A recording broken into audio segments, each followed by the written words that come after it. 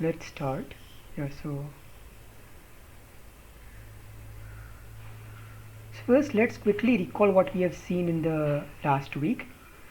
So the language parity n, so the function parity n defined as x in 0 comma 1 to the n such that the number of ones in x is odd. This function is not in the class AC0. So this gives us an unconditional lower bound for the class AC0. Then we also saw Edelman's theorem. This theorem states that BPP is in P/poly. Then we saw Schwarz-Zippel lemma. This lemma states that if P x1 to xn is a non-zero degree D polynomial over a field F and S is a subset of F, then for all I in n, if AI is picked uniformly at random from the set S, then probability that P evaluated at A1 to An is 0 is upper bounded by D over size of S. So what this tells us is that if you pick a point uniformly at random from S to the n, then with very high probability that point will not be a 0 or a root of the polynomial P. And using this lemma, we designed an efficient randomized algorithm for polynomial identity testing, or the PIT problem. So this problem is as follows. It's the problem of determining whether two given polynomials P x1 to xn and Q x1 to xn are identical or not. And we designed a randomized polynomial time algorithm for this problem using the Schwarz-Zippel lemma. And this algorithm was basically doing the following. It was picking points A1 to An uniformly at random from a subset S of the field and checking if F minus G evaluated at A1 to An is 0 or not. Then we also saw a randomized parallel algorithm for the bipartite perfect matching problem. So that was all for the recap. Now let's solve some problems. So the first problem is the following. There is a language in P space that is not computable by constant depth polynomial size circuits that use AND, OR and NOT gates. Is this statement true or false? The answer is that the statement is true, and the reason is the following. At the beginning of the recap we saw that parity n is not in AC0, but parity n is in P space.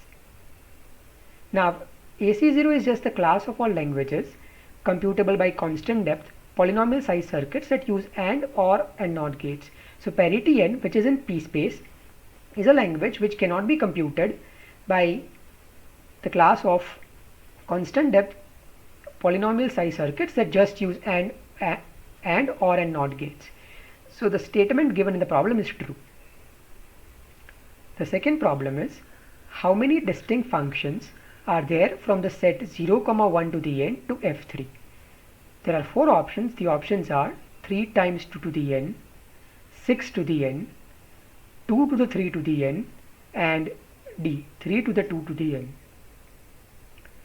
So the answer to this problem is option D, and let's see why. So here let me write. So first, to recall that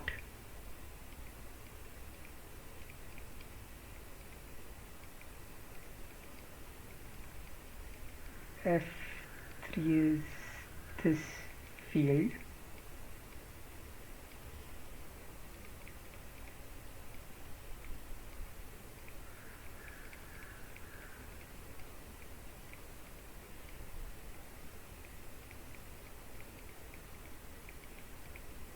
multiplication being modulo is 3.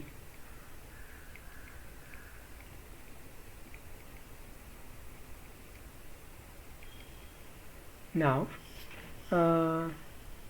let me do it like this.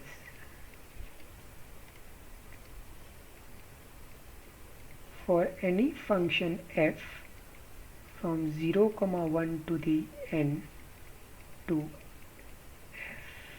f3,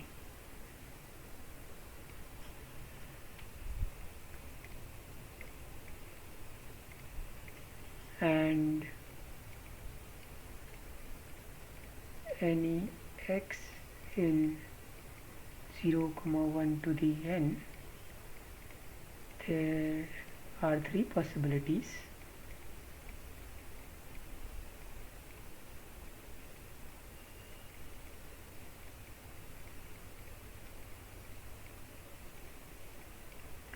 For f of x.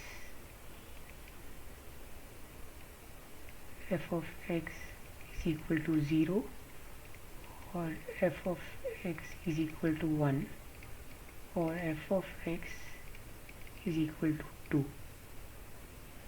Hence,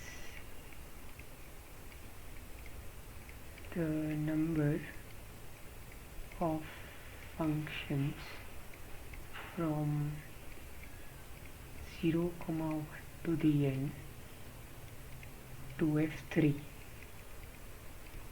is equal to 3 times 3 times 3 size of 0, 1 to the n times.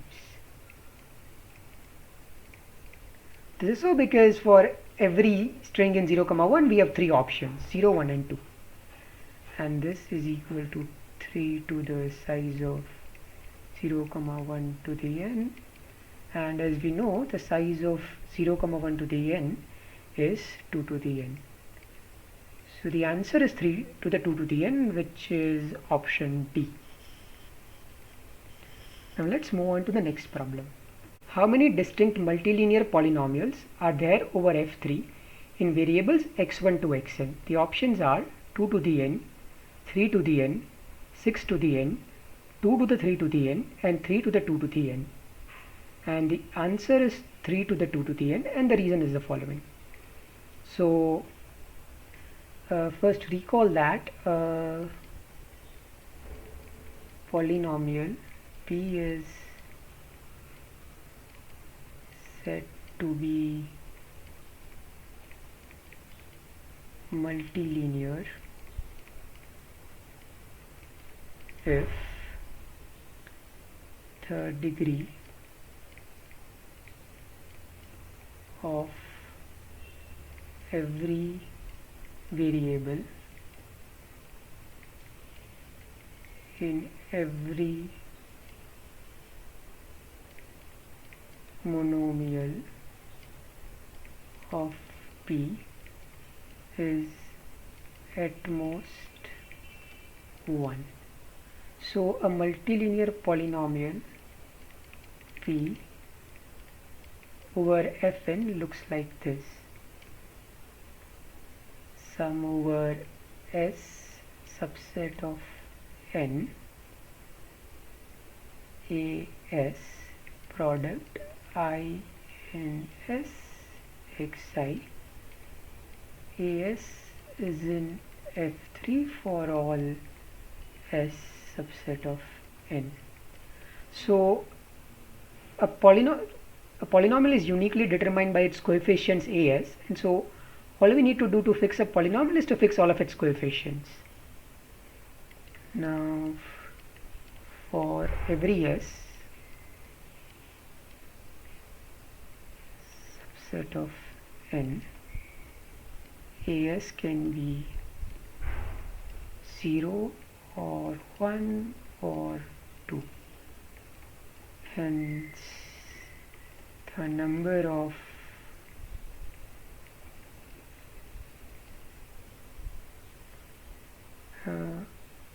multilinear polynomials over F3 is equal to 3 to the number of subsets of n, and number of subsets of n is 2 to the n. So the number of multilinear polynomials in n variables over F3 is 3 to the 2 to the n, which was option E.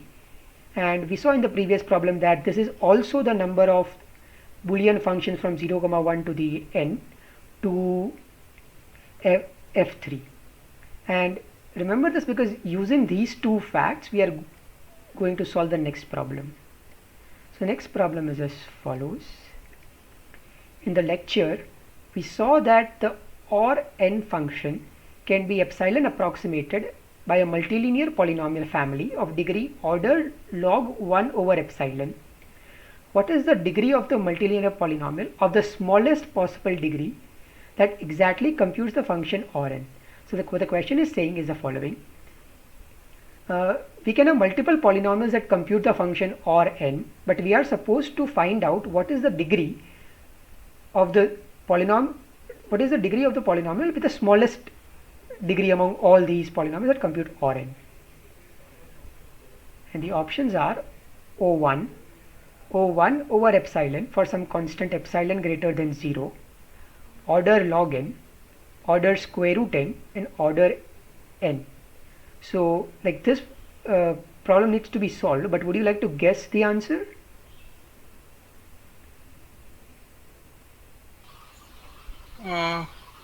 Is it C?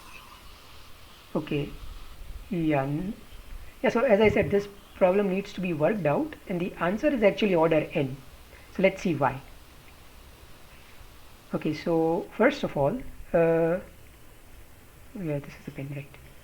Okay, or observe that Rn can be computed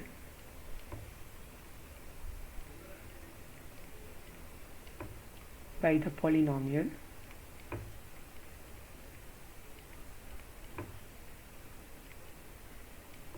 one minus x1 times 1 minus x2 and so on times 1 minus xn. Why? Because Rn is 0 if and only if each of x1 to xn is 0. So if each of x1 to xn is 0, this quantity would be 1 and Rn would be, and this polynomial would be 0, which is exactly the value of Rn. However, if any one of x1 to xn is 1, this quantity will be 0, and therefore this polynomial would be 1, which is exactly the value of Rn at that input. Okay, so this polynomial computes Rn. Now the degree of this polynomial is n, so we might be tempted to say that the degree of this, that the answer to the question is order n. However, this is just one polynomial that computes Rn, right? It is completely possible that there exists some other polynomial which also computes Rn but has a much smaller degree. Okay, so let's rule out that possibility. Okay, so now what we are going to do is the following. Now we are going to show that not only for Rn but for any Boolean function from 0, 1 to the n to f3, there is exactly one polynomial that computes it. And if we show that, then this is the only polynomial that computes Rn, its degree is n, and we are done. Okay, so let's do that. So let's first prove this observation. Okay, let me not write it as an observation. So yeah, let p x1 to xn be a multilinear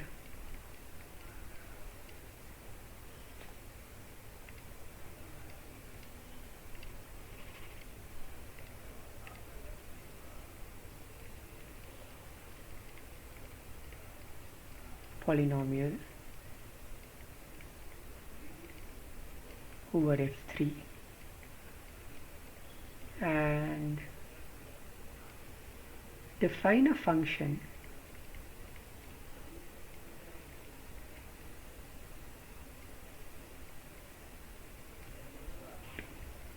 f3 as follows.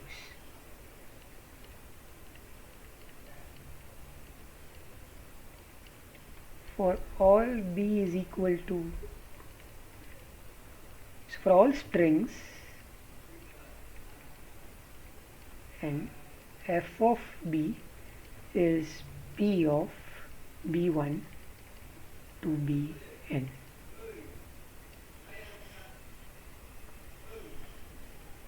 So this is how we'll define a function, and now this function fp is clearly from 0, 1 to f3 because the value of p would be in f3. So it's clear that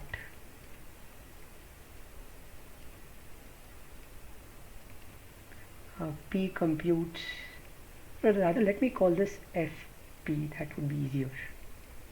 It's clear that P computes FP. Also,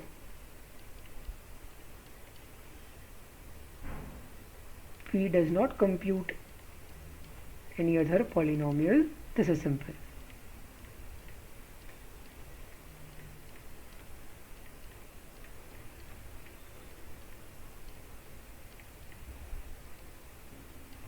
This any other function.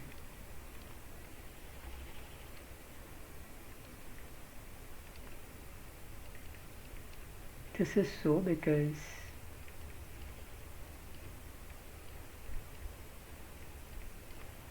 if P computes F prime, then by the very definition of P computing F prime, we have that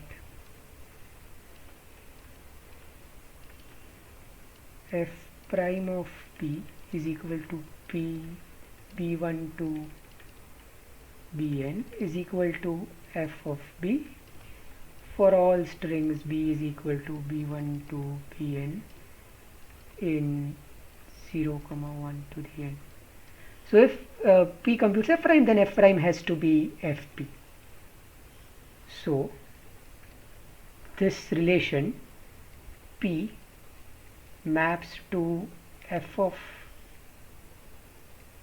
P, that is P maps to the function that it computes, is a well-defined function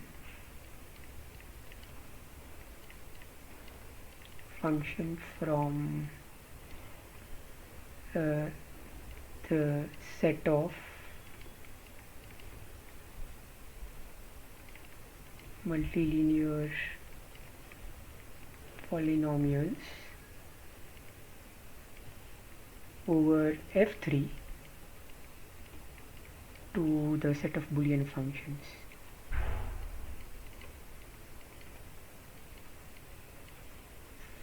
Functions from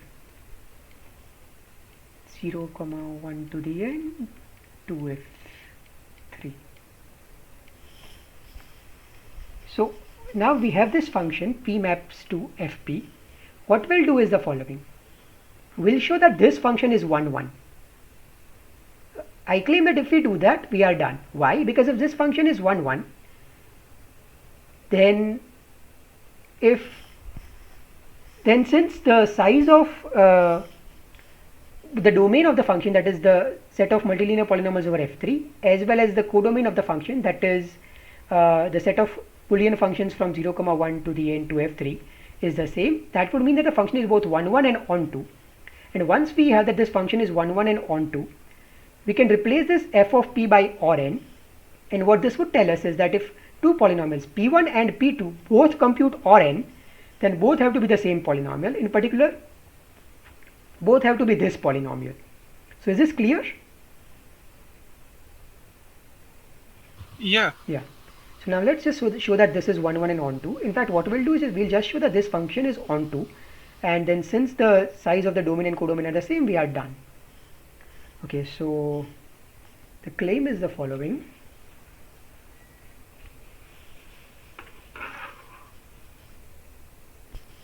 Yeah.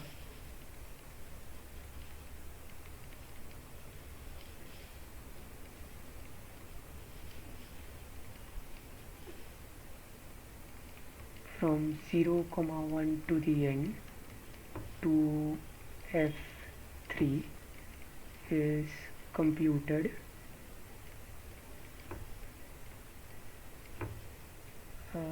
by an n-variate multilinear polynomial on F3. So this claim says that the function, the mapping that I defined in the previous slide, this mapping is onto and therefore also 1, 1. So let's prove this. Okay, so fix a function f from 0 comma 1 to the n to f3. So in the Yeah. claim, should it be that every function is computed by a unique invariant multilinear polynomial? Okay, so even if it's computed by multiple polynomials, that still means that this mapping from P to Fp is onto, right? Why? Because I can Mhm. replace Fp by any function, right? Yeah, So then, okay, so once I know that this mapping is onto, since from questions 2 and 3, since the like size of the domain and codomain is the same, and onto function has to be a 1 1 function, right? And yeah. that would prove what you were saying, that it is computed by unique function, Okay. right? Yeah. So fix function this for uh, all strings b in 0 comma 1 to the n. Let us define this set z of b to be I such that the ith bit is 0. Okay, now define polynomial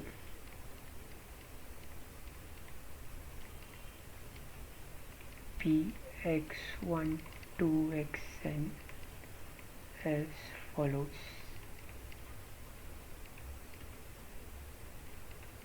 P of x1 to xn is equal to sum over all b in 0 comma 1 to the n f of b, so f evaluated at b, and times product I in z of b 1 minus xi times product I not in zb xi. P computes f because for any b prime is equal to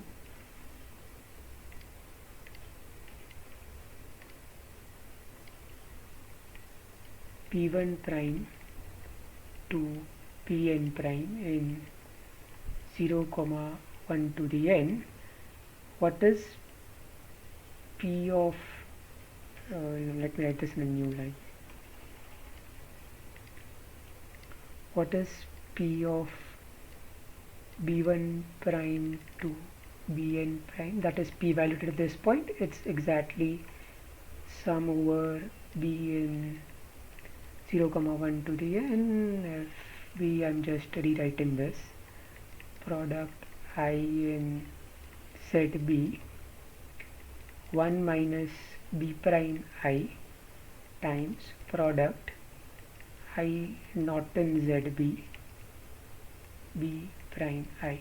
Now I claim that this is exactly equals to f of b times 1 equal to f of b. Okay, so let's see why this equality holds.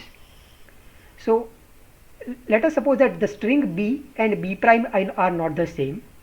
Then there must exist a bit, let's say the ith bit, where b and b prime differ, that is bi is not equals to b prime I. Now suppose that bi is equal to 0, then what we would do over here is, when we would subtract 1 we would have 1 minus b prime I, but b prime I is 1, and so this term, the term that corresponds to b in the summation, would become 0. Similarly, if bi is, yeah, right, so similarly if bi is 1, then we would have b prime I over here, but that is 0. So again, the term in the term of the summation corresponding to the string b would again be 0. So the only term in this summation that would be non-zero is the term that corresponds to b prime. Yeah, so this is f of b prime.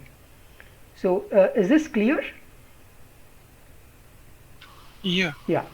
So basically, this says is that P computes the polynomial f.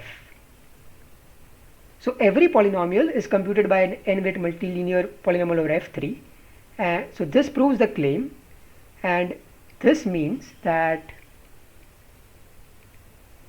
one implies that this mapping P to Fp is an onto function. Hence, from problems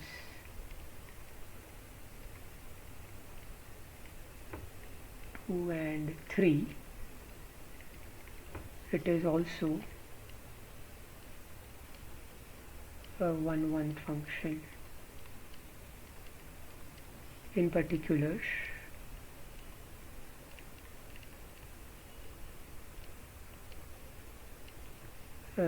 this or n is only computed by 1 minus 1 minus x1 up to 1 minus x, and hence and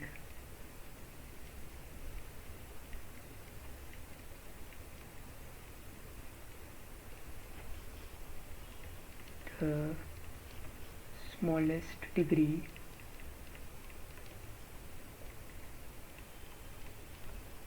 multilinear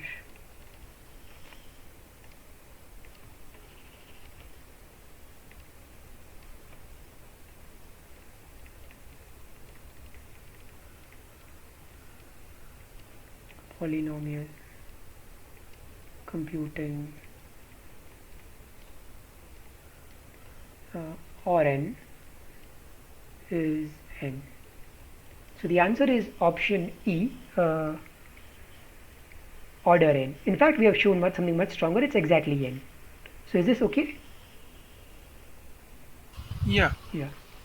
So does this imply that this is some kind of lower bound for this or n? Okay. So sort of, yes. So but this is a lower bound, but on the degree of the polynomial computing or n, right? Yeah. Now in communication complexity and query complexity, so there are two areas of complexity theory called communication complexity and query complexity. In those areas, you are also interested in the degrees of the polynomials computing on the lower bounds on degrees of the polynomials computing functions or approximating functions. So yeah, this is a lower bound, but on the degree.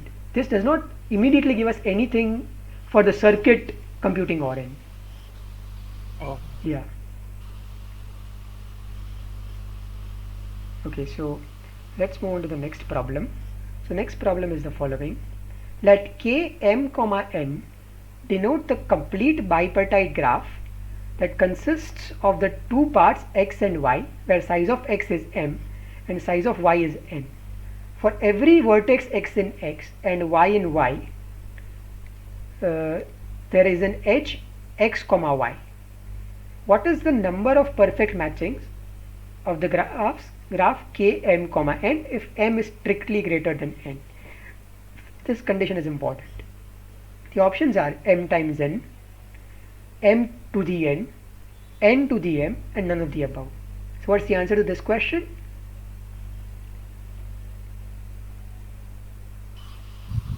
M to the power n, no, but may not be a perfect matching actually. Right. Okay. So the crucial thing is this: m greater than n.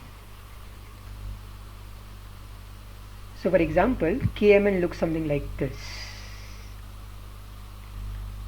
So k 3 comma 2 would look like this.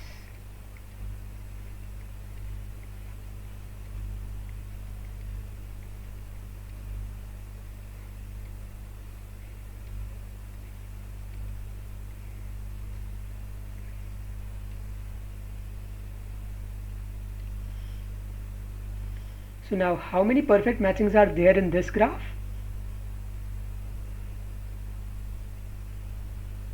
Okay, in a perfect matching, every vertex in the left part has to be matched with a unique vertex in the right part, right?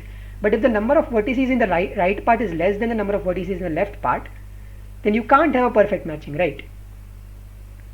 So the answer Yeah. is none. Because m is greater than n, any matching can have size at most n, thus the number of perfect matchings is 0. So the next Yes. question is similar. So is the previous question fine? Yeah. Yes. Yes. So the next question is similar, and it's the following. Let k m comma n denote the complete bipartite graph that consists of two parts x and y, where size of x is equal to m and size of y equals to n. For every x in x and y in y, there is an edge xy, and what is the number of perfect matchings in the graph k n comma n? So now the size of x and the size of y is exactly the same. Uh, n to the power n. Okay, yeah, there is one problem with n to the power n. If the answer is n factorial, let's see why. Yeah, so while explaining, I'll also tell you why it's not n to the n. Okay, so let's Yeah. see. Okay, so let x be the set. So the n vertices in the left part are x1 to xn, and the n vertices in the right part are y1 to yn. Let m be a matching, perfect matching.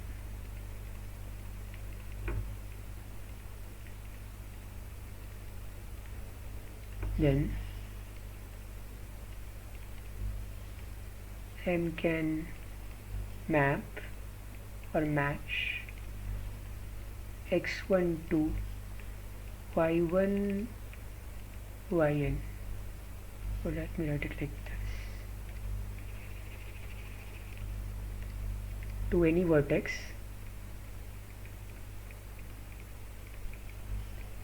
in y1 to yn,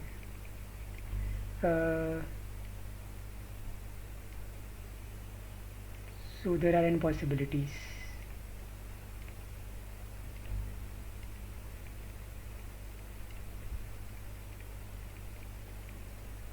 And suppose that x1 is matched to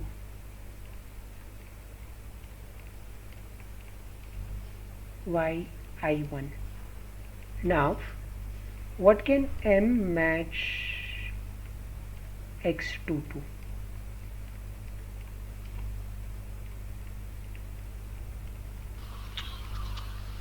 So n minus 1 possibility. Right, so it can map x2 to any vertex in y minus yi1, right? Yeah.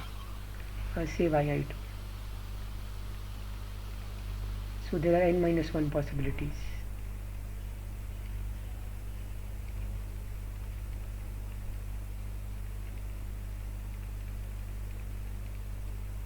Similarly, we can continue in this way, and what we'll get is m can match x and the last vertex to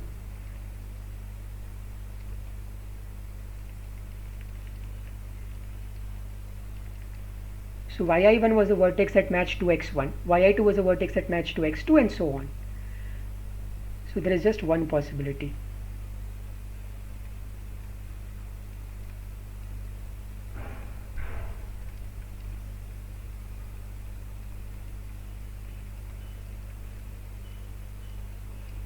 So the number of matchings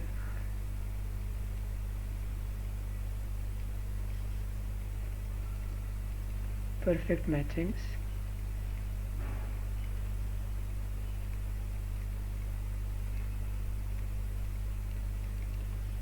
n times n minus 1 so on times 1, which is n factorial. So is this fine? Yes. Yes. The reason we don't get n to the n is we have to leave out the vertices that we already matched. So suppose this were just y, then we would get n to the n. Yes. Right, yeah.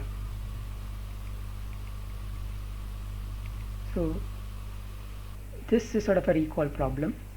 Select all the correct statements from the options. The options are RP is contained in P slash poly, co-RP is contained in P slash poly, BPP is contained in P slash poly, and ZPP is contained in P slash poly. So there is nothing to explain over here. What's the answer? Yeah, actually, C Okay, yeah, you are right. is C is correct. yeah.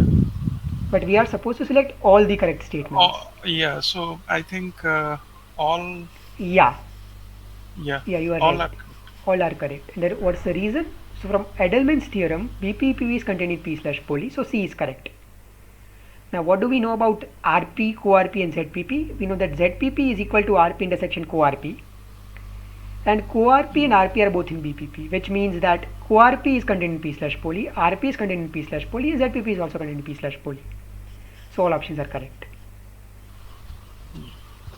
Yeah, the next problem is, so this is related to the Schwarzschild lemma. Let Px and Qx be polynomials of degree 10. So these are univariate polynomials because there is just one variable over here, x. Suppose we choose a value a uniformly at random from a set S of size 100. If Px and Qx are not the same polynomials, then what is the worst case probability that Pa equals to Qa? So this needs to be worked out, but would you like to guess?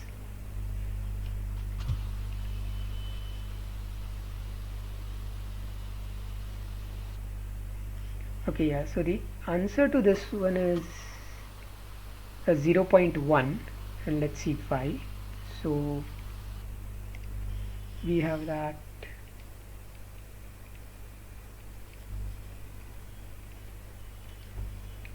Px is not equals to Qx. So this polynomial Rx defined as Px minus Qx, this polynomial is not 0. Also, the degree of Rx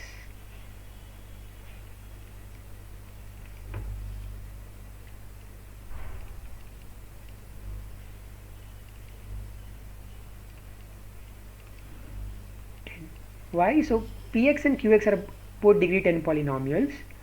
So the degree of Rx, which is the difference, cannot be more than 10. Is this fine? Yeah. Yeah. So now what do we have from the Schwarzschild lemma? From the Schwarzschild lemma,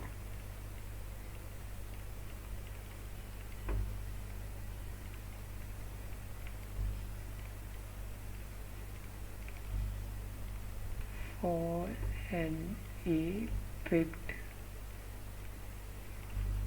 uniformly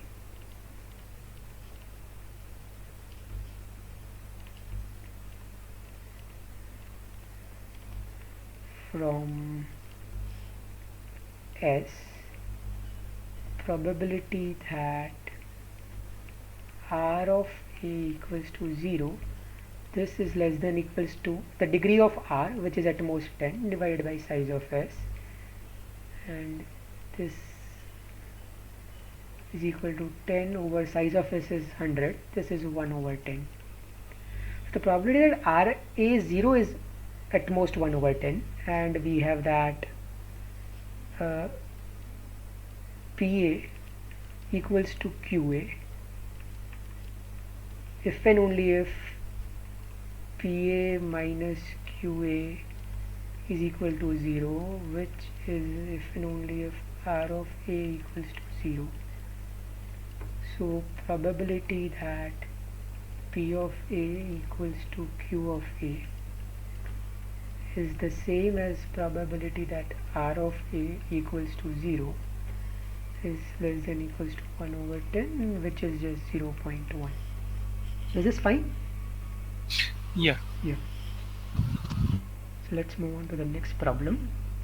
So the next problem is the following. Suppose P is equal to RP, then PIT has a deterministic polynomial time algorithm. Is this statement true or false? So what's the answer to this question? Yeah. I think true. Yeah, okay. Yeah, you are right. The answer is true, and let's see why.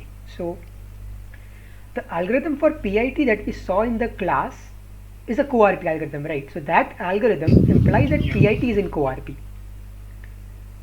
So now, but in the problem we have, so suppose in the problem we had P is equal to co-RP, then the statement would be immediately true, right? But in the Yeah. problem we have P equals to RP, but this can still be managed. Why? This is because of the following fact. If L is in P, sorry, L is in P if and only if its complement is in P.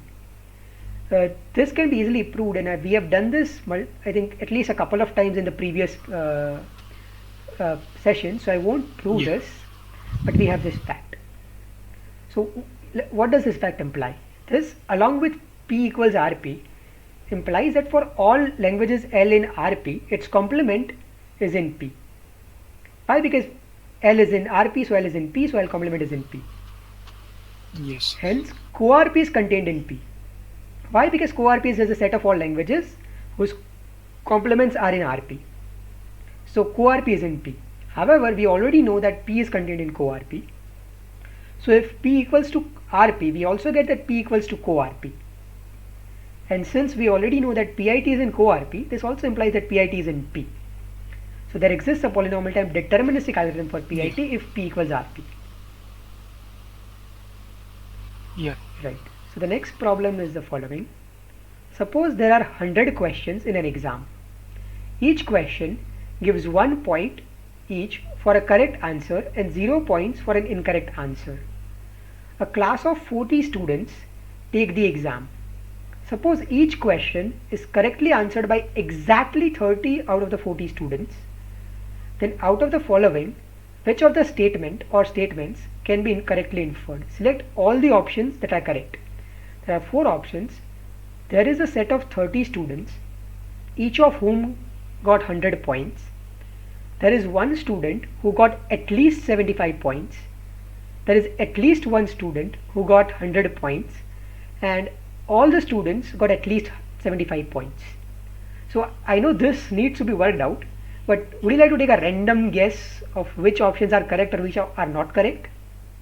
Or at least can you directly rule out some options? Uh, I don't remember exactly, but it something would be there is at least one student who got some marks. Right, yeah. Yeah, so the, you are right. The correct answer is B. Let's see why.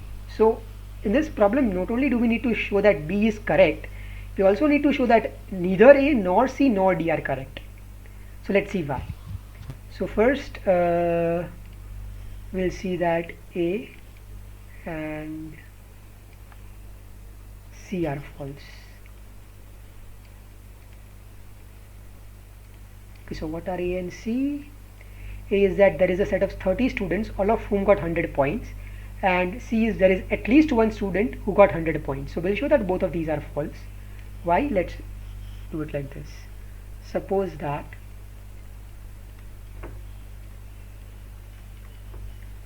first question is solved by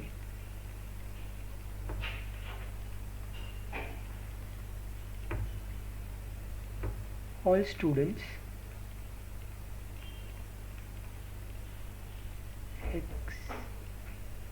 except students 1 to 10.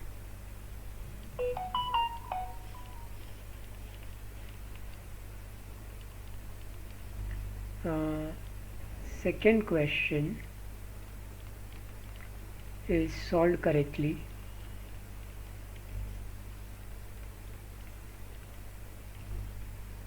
by all students except students 11 to 20, and we carry on in this manner. So we basically cycle around. So the first question is not solved only by students 1 to 10. Second is not solved only by students 11 to 20. Third is not solved only by students 21 to 30. Fourth is not solved only by students 31 to 40. Fifth question is not solved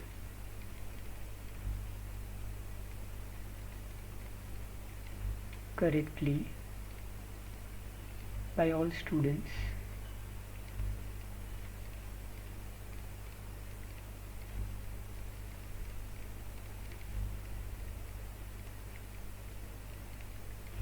Again 1 to 10 and so on. Okay, so is it clear what situation are we assuming? Yeah. Okay, now let's see that why this is a valid situation. So we have one condition is that every question is answered correctly by 30 students. So pick any question.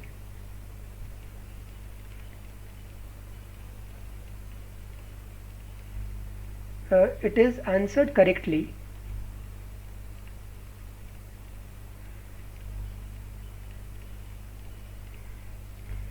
by exactly 30 students.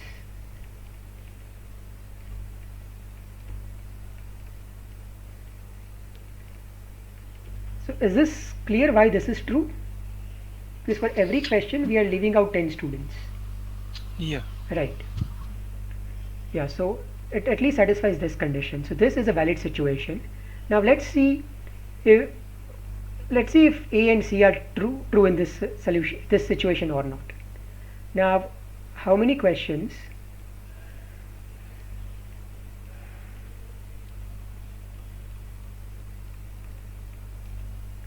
has student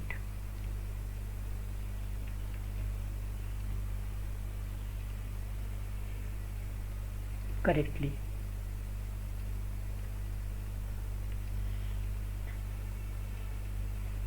Okay, so suppose I is in 1 to 10. So I'll only show you for I in 1 to 10. The argument for I in 11 to 20, 21 to 30 and 31 to 40 is exactly the same. Suppose I in 1 to 10, then I solves all questions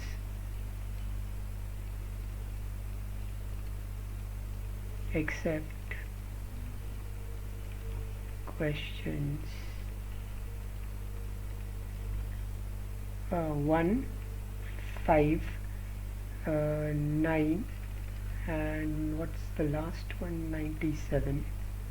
I questions of the form 4 times n minus 1 plus 1, n is in 25 correctly. Okay, so the ith student answers all the questions except these questions of these form correctly. Now how many questions are there of these form? Well, n goes from 1 to 25, so there are 25 questions, right? Hence the ith student gets 75 points. If I in 11 to 20 or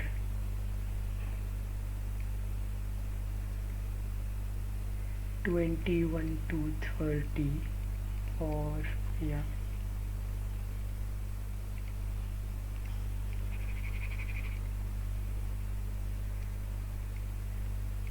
or 21 to 30 or 31 to 40 using the same argument,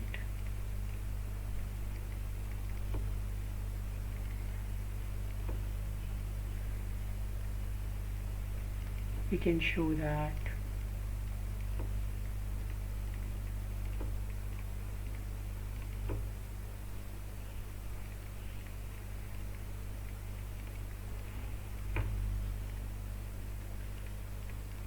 yeah, so the argument is the same. Suppose I is in 21 to 30, then they'll solve all the questions of the form 4n minus 1 plus 2 incorrectly.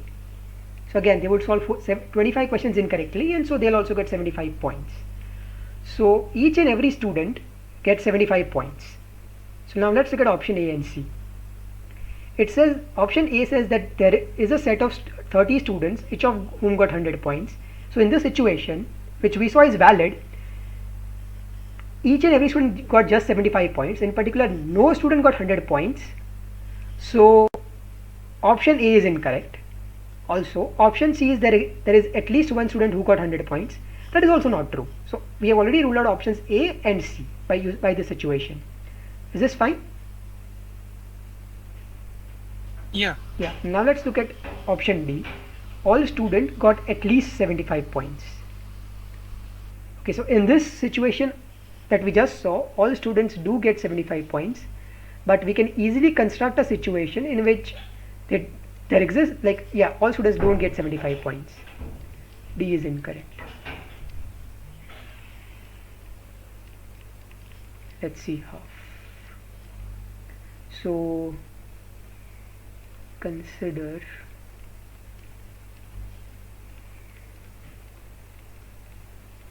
in which students 1 to 30 solve all questions correctly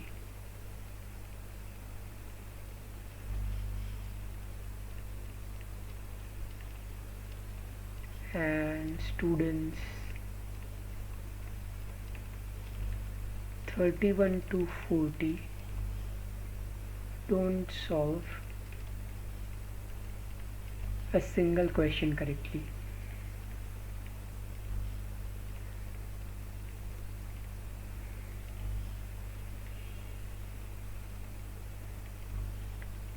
So each question is solved correctly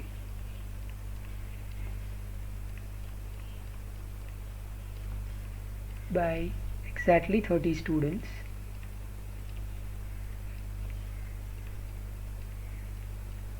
namely students 1 to 30, and students 1 to 30 get 100 points each.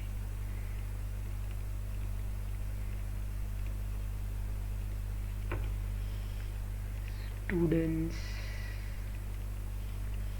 31 to 40 get 0 points each.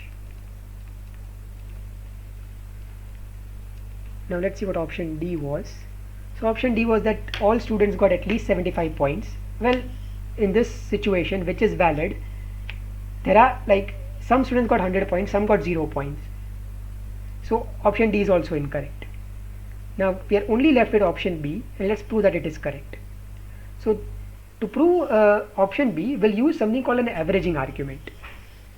So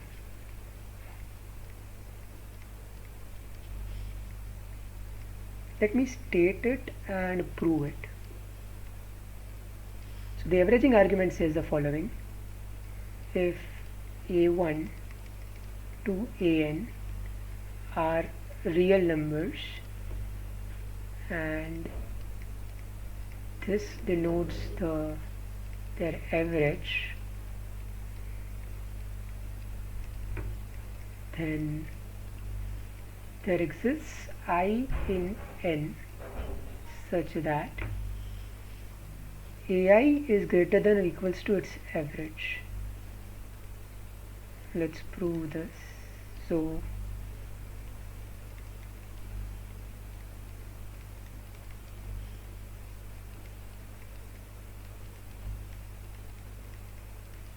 let us pick the I so that AI is maximum. Then what will happen? Average value of A times n is equal to A1 to AN. But each of these A1 to AN is upper bounded by AI. So this is n times AI, which implies, oh yeah,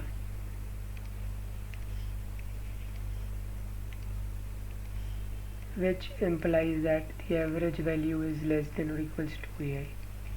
So is this argument and its proof clear? Yeah. Yeah. Now let's use this argument for this problem.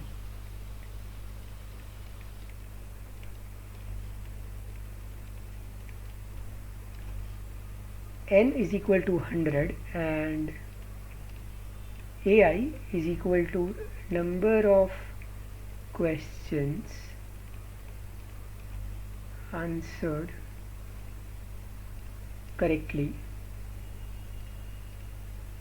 by student I.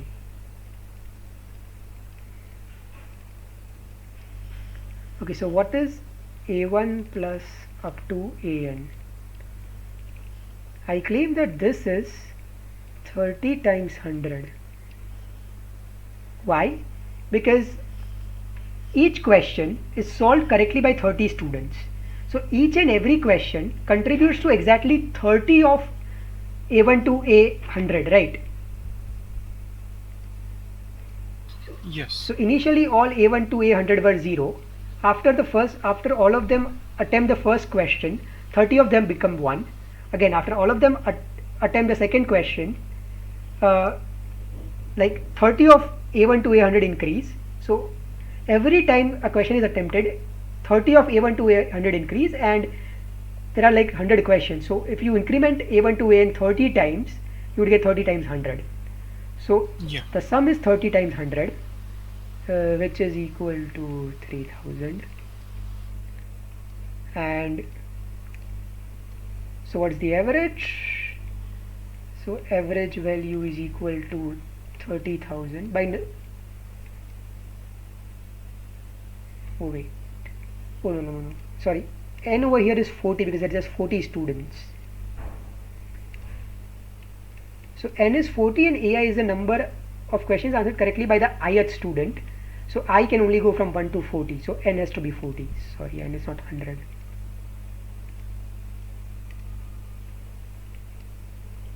Yeah, so the sum of a1 to a40 is 30 times 100, and what's the average value? It's 3000 by 40, which is 75. So from the averaging argument,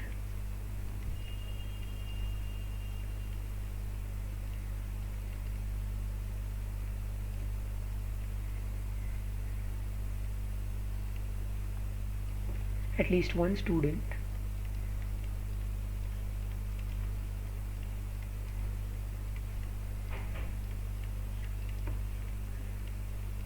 gets 75 points.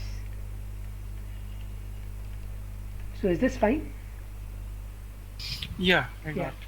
And this is exactly option B. There is a student who got at least 75 points.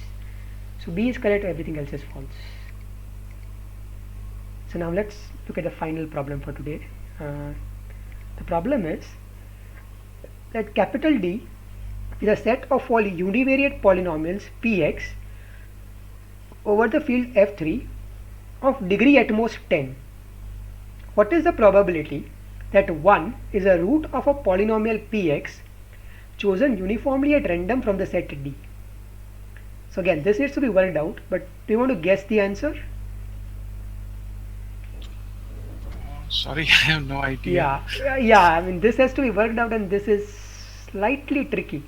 So we are going to apply Schwarzschild lemma, but the way we are going to apply it is slightly tricky. The answer is 1 over 3, and let's see why.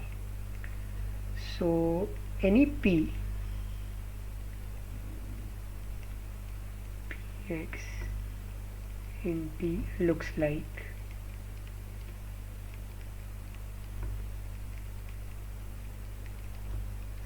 sum over I in 0 to 10, the degree is 10, right? Well, yeah, rather let me write it like this. This is a10 times x to the 10 plus a9 times x to the 9 plus a1 times x plus a0. So Px is uniquely determined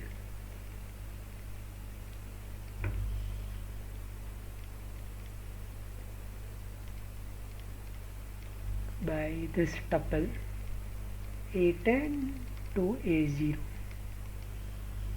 Okay, so now what does it mean to pick P uniformly at random from D? Well, P is uniquely determined by this tuple.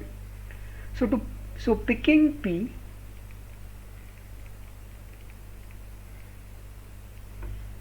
P uniformly at random from P is the same as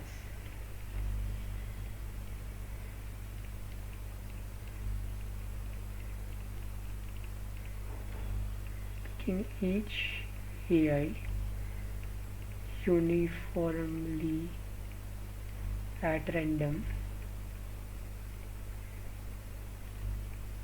from the field F3 and independently from F3. Independence is important.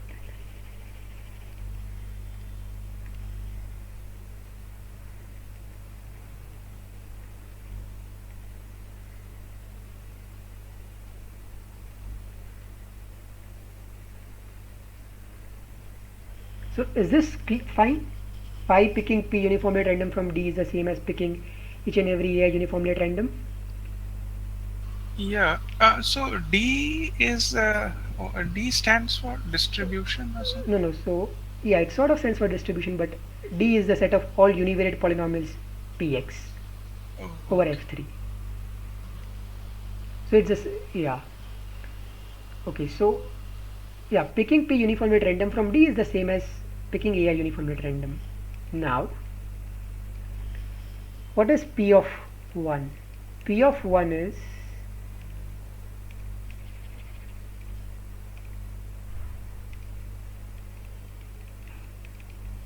it's just the sum of A10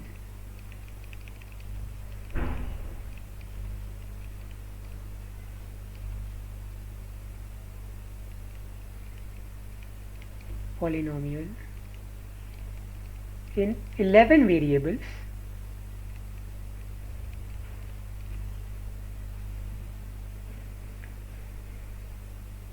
and of degree 1.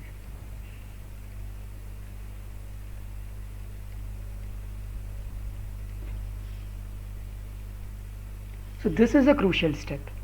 So P of 1 is just the sum of A10 to A0. Now what I am going to do is I am going to treat A10 to A0 as variables. So if I treat these as variables, then P becomes a polynomial in A0 to A10, that is 11 variables and of degree 1 in F3.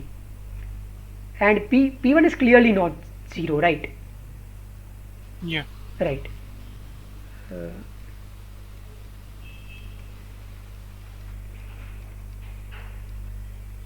So from the Schwarzschild lemma,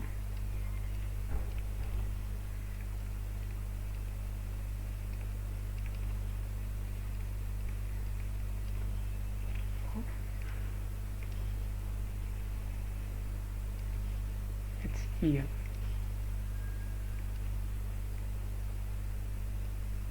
What do we have? We have that probability over A1, A10 to A0 picked uniformly at random from F3 of P1 is equal to 0. So P1 is a polynomial of degree at most 1, degree exactly 1, right? So this is its degree over the size of F3, which is 1 over 3. Is this fine? Yes, yes. Right. So over here the trick was not looking at Px as a polynomial in X, but rather looking at it as a polynomial in the coefficients of the variables, sorry, coefficients of 1, x, x square and so on, right? Yeah. Yeah. So yeah, that was it. Yeah, so these are all the problems that we had for today. So if you have no other questions, we can end the meeting and meet next week. Yeah. I have just one Yeah. question. While reading the proof for BPPs in P by poly, Okay. I read that BPP is a semantic class where NP, for example, is a syntactic class. So, what is the difference between semantic class and syntactic class? Okay, wait. It's mentioned in Aurora Barak book. Okay, okay, so if P slash poly were considered a syntactic class, I would understand, but I'm not Now, exactly sure what yeah, NP. syntactic class example is given NP, Okay. and semantic class is BPP. Okay, then I'm not sure what it means. Yeah, So, okay, so yeah, let me go over it and I can remind me of the question next week. I can answer it at that sure. time. Page Yeah. number 137, last paragraph, it's Okay. written. Okay. I'll Yeah. I'll remind next Yeah. week. Okay. Yeah. Okay. Thank you. See you. Bye.